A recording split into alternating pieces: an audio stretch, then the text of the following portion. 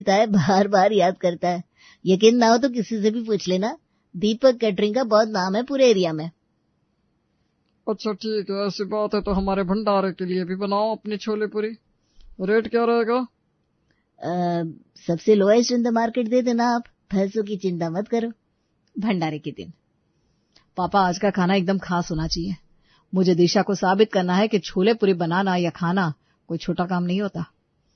बेटा, इसी छोले पूरी के दम से इतने सालों से हमारा घर चल रहा है, और अगर आज बात छोले पूरी की इज्जत की है ना तो फिर तो साबित करना ही पड़ेगा।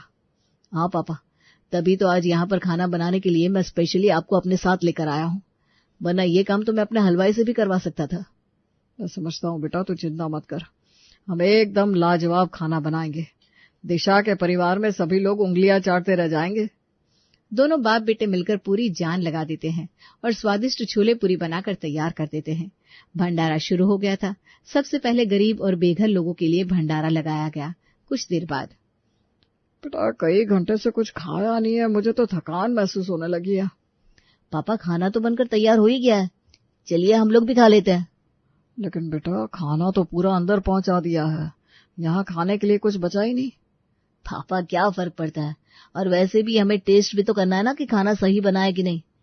दोनों बाप बेटे लंगर में जाकर बैठ जाते हैं और छोले पूरी खाने लगते हैं। अभिषेक और दीपक अभी लंगर में छोले पूरी खा रहे थे कि तभी दिशा वहां पहुंच जाती है। तुम यहाँ लंगर में बैठकर खाना खा रहे हो, और ये कैसा हुलिया बना रखा है? इतने गंदे कपड़े पहने हुए तुमने, किसी भिखारी जैसे दिखाई दे रहे हो। अब समझ में आया, जब भी मैं तुमसे तुम्हारे काम के बारे में पूछती थी तो तुम इतने घबरा क्यों जाते थे। यही धंधा है तुम्हारा, लंगर में जाकर अपना पेट भरना? तुम्हारा दिमाग तो खराब नहीं हो गया?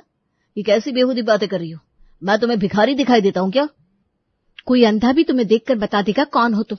ये गंदे मैले कपड़े, सर पर अंगोछा बांधकर कहीं के लाट साहब तो नहीं लग रहे हो।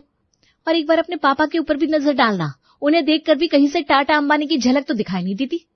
दिशा तुम गलत समझ रही हो, जैसा तुम्हें दिख रहा है वैसा नहीं है। गलत तो मैं अभी तक समझ रही थी, अभी जाकर तो आंखें खुली है। वो तो अच्छा हुआ पापा ने आज माता रानी का जागरण रख लिया, वरना मेरी तो आंखें कभी खुलती नहीं।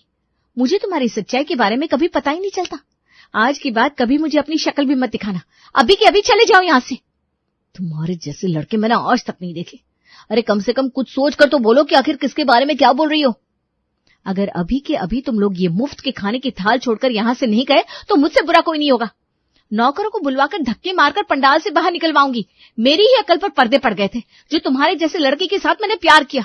अच्छा हुआ पापा को तुमसे नहीं मिलवाया था, वरना क्या इज्जत रह जाती उनकी।